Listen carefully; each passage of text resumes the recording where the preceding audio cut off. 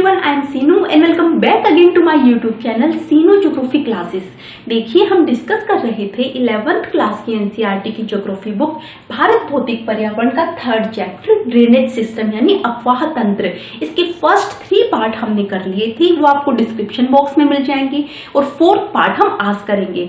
Please channel को subscribe कीजिएगा ताकि मेरे अगले वीडियो के नोटिफिकेशन आपको मिल सके। चलिए अपना टॉपिक देखते हैं। देखिए, फर्स्ट ऑफ ऑल हम करेंगे इसमें ब्रह्मपुत्र नदी तंत्र। ब्रह्मपुत्र नदी कहाँ से निकलती है और कहाँ पर वो गिरती है। देखिए, सबसे पहले हम मैप में शो करेंगे कि ब्रह्मपुत्र नदी का ओरिजिन कहाँ से होता है। ब्रह्मपुत्र नदी निकलती है कैलाश रेंज से यानी कैलाश पर्वत श्रेणी में मानसरोवर झील के पास से चैमा युंगडुंग हिमनद से निकलती है। जहां से निकलती है उस ग्लेशियर का नाम है चैमा युंगडुंग। यहाँ कैलाश पर्वत रेंज से निकलने के बाद इधर तिब्बत में बहती हुई अरुणाचल प्रदेश में ये इंडिया में एंटर करती है।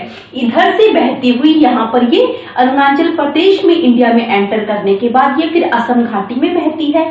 उसके बाद ये जाती है यहाँ पर बांग्लादेश में और बांग्लादेश में एंट्री करने के बाद फिर इधर से ये अपना वाटर कहाँ पर डिस्चार्ज करती है, बंगाल की खाड़ी में। इधर तिब्बत में इस नदी को बोला जाता है सांगपो नदी। तो इस तरह से यहाँ से निकलकर ये इधर से बहती हुई अरुणाचल प्रदेश में, फिर असम घाटी में, फिर बांग्लादेश में और उसके बाद ये कहाँ गिरती है, बंगाल की खाड़ी में गिरती है।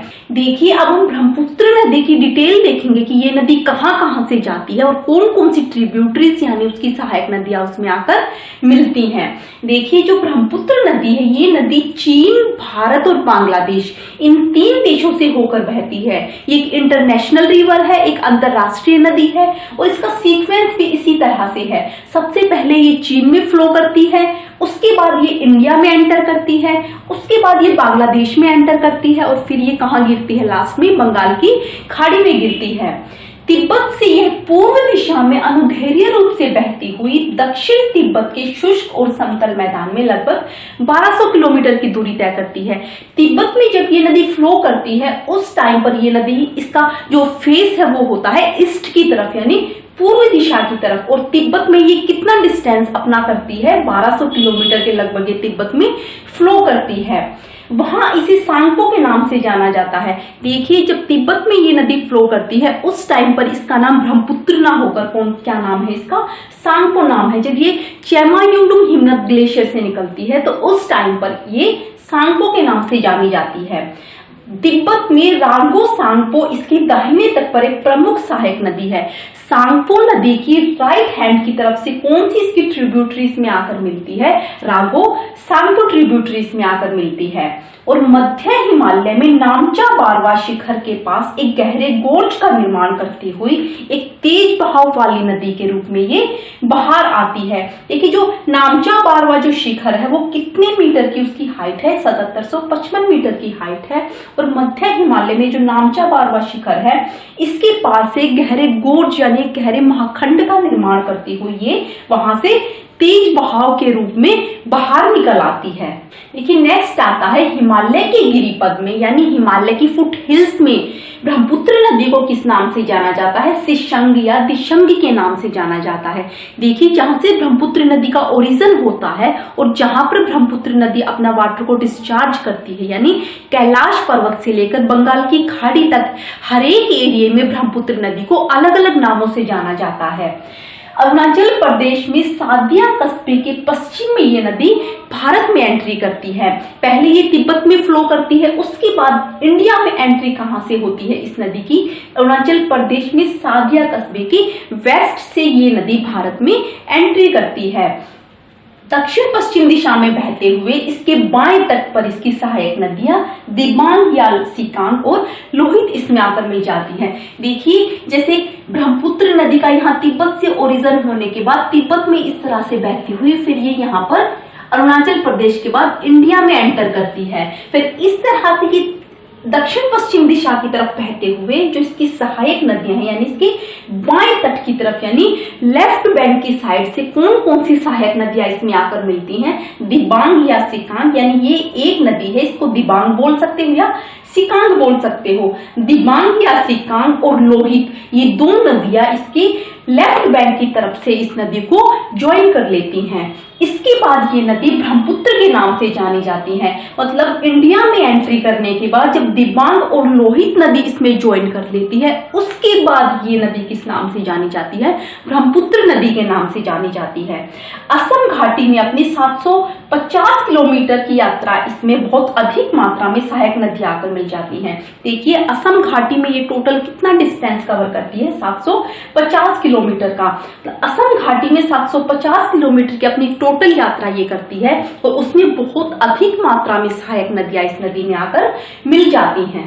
देखिए ब्रह्मपुत्र नदी में कौन कौन सी सहायक नदियां आकर मिलती हैं। इसके बाएं तट पर यानी लेफ्ट बैंक की तरफ से कौन सी नदी इसको ज्वाइन करती है? बूढ़ी, दिहिंग और धनसरी रिवर। और राइट साइड से यानी दाएं तट से कौन सी नदियां मिलती हैं इसमें? सुबनसिरी, कामेक, मानस और संकोच, ये 4 नदियां दाएं तट की तरफ से मिलती हैं। इस तरह से जब ये नदियां ब्रह्मपुत्र नदी को ज्वाइन करती हैं, उसके बाद ब्रह्मपुत्र नदी की एंट्री कहां पर होती है? बांग्लादेश में एंट्री होती है। और फिर ये नदी किस डायरेक्शन में बहती है? दक्षिण की तरफ बहती है। देखिए ब्रह्मपुत्र नदी का तिब्बत से ओरिजिन होता है, उसके बाद ये नदी इधर इंडिया में एंट्री करने के बाद इधर असम घाटी से बहती हुई ये नदी कहां पर जाती है? बांग्लादेश में एंट्री करती है। और एंट्री करने के बाद ये नदी किस डायरेक्शन में बहती है? साउथ की तरफ बहती है, यानी दक्षिण दिशा की तरफ ये बहती है। उसके बाद ये यहाँ पर कहाँ गिरती है? बंगाल की खाड़ी में गिरती है। बांग्लादेश में तिस्ता नदी इसके दाहिने तट पर मिलती है। बांग्लादेश में एंट्री करने के बाद जो तिस्ता नदी है वो इसके राइट साइड से ब्रह्मपुत्र नदी को ज्वाइन करती है। और तिस्ता नदी के ज्वाइन करने के बाद ब्रह्मपुत्र नदी बांग्लादेश में किस नाम से जानी जाती है? जमुना के नाम से जानी जाती है। और लास्ट में ये नदी पद्मा के साथ मिलकर, पद्मा कौन सी नदी है? जो गंगा नदी जब बांग्लादेश में एंट्री करती है तो बांग्लादेश में गंगा नदी को किस नाम से जाना जाता है? पद्मा के नाम से जाना जाता है। और लास्ट में पद्मा यानी गंगा नदी और ब्रह्मपुत्र नदी यानी जमुना नदी, पद्मा और जमुना ये दोनों नदी एक साथ मिलकर कहां पर गिरती हैं? बंगाल की खाड़ी में जा गिरती हैं। देखिए ये जो इंडिया का एरिया है जहां से ब्रह्मपुत्र नदी बहती है वो बहुत भारी वर्षा वाला एरिया है। और भारी वर्षा होने के कारण क्या होता है कि ब्रह्मपुत्र नदी अपने साथ बहुत अधिक मात्रा में सेडिमेंट्स लेकर आती है।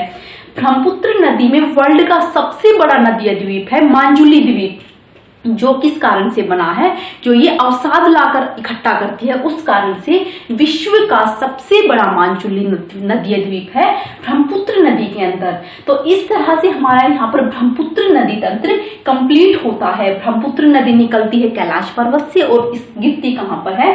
बंगाल की खाड़ी में। तो ये हमारा ब्रह्मपुत्र नदी तंत्र यानी ब्रह्मपुत्र रिवर सिस्टम यहाँ पर कंप्लीट होता है।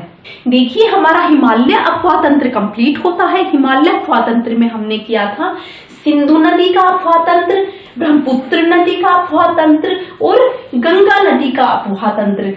अब हम करेंगे प्रायद्वीपीय अफवाह तंत्र। देखिए जो प्रायद्वीपीय खंड है हमारा, प्रायद्वीपीय अफवाह तंत्र है, ये हिमालय अफवाह तंत्र से बहुत पुराना है।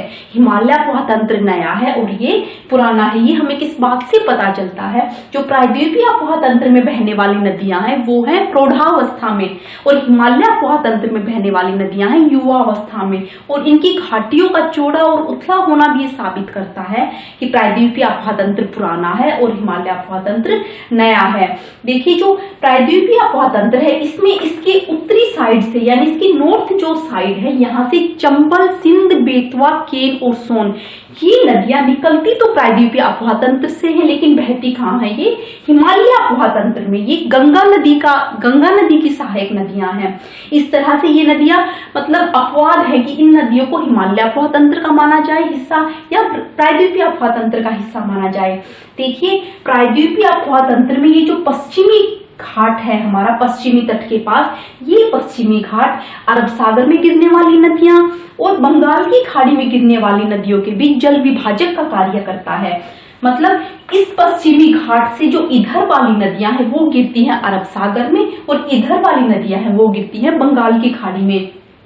नर्मदा, तापी और बहुत सारी छोटी नदियां जैसे पेरियार है, मांडवी है, जुआरी है, ये नदियां गिरती हैं अरब सागर में। और इधर जैसे महानदी, गोदावरी, कृष्णा, कावेरी और बहुत सारी सहायक नदियां गिरती हैं बंगाल की खाड़ी में। देखिए जो नर्मदा और तापी नदी है वो बहती हैं वेस्ट की तरफ यानी पश्चिम की तरफ, और जो महानदी, गोदावरी, कृष्णा, कावेरी जो नदियां है वो बहती हैं ईस्ट की तरफ। देखिए इन नदियों की एक खास बात यह है कि ये नदियां एक सुनिश्चित मार्ग में चलती है। सुनिश्चित मार्ग होता है कि ये नदियां थोड़ा बहुत टेढ़ा मेढ़ा होती हैं, लगभग ये सीधी डायरेक्शन में चलती हैं, ये विसर्प नहीं बनाती। विसर्प मतलब ये नदियां इस तरह से नहीं बहती। जो हिमालयी अफवाह तंत्र है उस अफवाह तंत्र में नदियां इस डायरेक्शन में बहती हैं, मतलब एक सांप की तरह बहती हैं। लेकिन प्रायद्वीपीय अफवाह तंत्र में नदियां लगभग सीधी डायरेक्शन में बहती हैं। ये नदियां भ्रंश घाटी से होकर बहती हैं। तो इस तरह से जो प्रायद्वीपीय अफवाह तंत्र है इसमें प्रमुख नदी तंत्र हैं हमारे गोदावरी अफवाह तंत्र, महानदी अफवाह तंत्र, कृष्णा अफवाह तंत्र और कावेरी अफवाह तंत्र। देखिए फर्स्ट ऑफ ऑल हम देखेंगे कि प्रायद्वीपीय अफवाह तंत्र का उद्विकास कैसे हुआ, कैसे प्रायद्वीपीय अफवाह तंत्र बना। प्राचीन काल की 3 प्रमुख भूगर्भीय घटनाओं ने भारत के प्रायद्वीपीय अफवाह तंत्र को स्वरूप प्रदान किया। वो कौन सी 3 प्रमुख भूगर्भीय घटनाएं हैं? फर्स्ट आती है आरंभिक टर्शियरी काल के दौरान प्रायद्वीपीय के पश्चिमी पार्श्व का धसाव हो गया और वो समुद्र तल के नीचे चला गया। जो प्रायद्वीपीय खंड का हमारा वेस्ट वाला पार्ट है, जो हमारा पश्चिमी घाट है, पश्चिमी तट है, वो क्या हो गया, टर्शियरी काल के दौरान क्या हुआ, वो समुद्र के नीचे चला गया। ऐसा माना जाता है जो हमारा द्वारका शहर था जो पश्चिमी तट पर स्थित था वो पूरी तरह से पानी में डूब गया है। तो इस तरह से टर्शियरी काल के दौरान क्या हुआ, इसका जो पश्चिमी पार्श्व यानी जो पश्चिमी हिस्सा है वो समुद्र तल के नीचे चला गया। सेकंड है हिमालय में होने वाले प्रोत्थान के कारण, यानी हिमालय का जो उत्थान हो रहा है, जो हिमालय की ग्रोथ हो रही है, उसके कारण प्रायद्वीपीय खंड के उत्तरी भाग का, जो हमारा उत्तरी भाग है, उसका धसाव हुआ और भ्रंश घाटियों का निर्माण हो गया। जो उत्तरी भाग है जैसे विंध्याचल, सतपुड़ा वाला, जहां से सिंध, चंबल, बेतवा, सोन के ये नदियां निकलती है, जो हमारा उत्तरी भाग है वहां हिमालय के प्रोत्थान के कारण उसका धसाव हो गया, क्योंकि हिमालय पर्वत ऊपर उठ गया और जो नीचे वाला एरिया है वो नीचे धस गया। उसके उत्थान के कारण क्या हुआ, वहां पर भ्रंश घाटियां बन गई और नर्मदा जो तापी नदियां है वो उन्हीं भ्रंश घाटियों से होकर बहती हैं और अपने साथ जो नर्मदा और तापी नदियां जो सेडिमेंट्स लेकर आती हैं उन सेडिमेंट्स से वो उन भ्रंश घाटियों को धीरे धीरे भर रही हैं। इसी काल में प्रायद्वीपीय खंड उत्तर पश्चिम दिशा से दक्षिण पूर्व दिशा में झुक गया। इसी काल में मतलब टर्शियरी काल में प्रायद्वीपीय खंड की जो डायरेक्शन है वो उत्तर पश्चिम दिशा से यानी नॉर्थ वेस्ट डायरेक्शन से वो किधर झुक गया, दक्षिण पूर्व यानी साउथ ईस्ट की तरफ झुक गया। इसी कारण इसका जो अफवाह है वो बंगाल की खाड़ी की तरफ हो गया। जो अफवाह तंत्र है वो पश्चिमी दिशा, जो उसका उत्तर पश्चिम जो डायरेक्शन है वो कहां पर हो गई, दक्षिण पूर्व की तरफ वो झुक गई। इसीलिए जो अधिकतर प्रायद्वीपीय भारत की जो अधिकतर नदियां हैं वो कहां बहती हैं, वो बंगाल की खाड़ी की तरफ बहती हैं। सिर्फ नर्मदा और तापी ये 2 नदियां और बहुत सारी छोटी नदियां वो प्रायद्वीपीय यानी अरब सागर की तरफ बहती हैं। इसी कारण जो प्रायद्वीपीय खंड है हमारा, उसका जो टोटल, अगर हम उसका अफवाह देखें, जो टोटल ड्रेनेज सिस्टम देखें तो वो है बंगाल की खाड़ी की तरफ। तो इसी तरह से प्रायद्वीपीय अफवाह तंत्र का उद्विकास हुआ। आगे हम देखेंगे प्रायद्वीपीय अफवाह तंत्र यानी प्रायद्वीप के जो नदी तंत्र हैं, जैसे वहां पर बहने वाली नदियां हैं वो किस तरह से कहां कहां बहती हैं और कौन कौन सी सहायक नदियां उसमें आकर मिलती हैं। तो आज के लिए बस इतना ही, आगे हम करेंगे नेक्स्ट पार्ट में। आई होप आपको ये टॉपिक क्लियर हुआ होगा। चलिए मिलते हैं अगले वीडियो के साथ। Thanks for watching and good bye.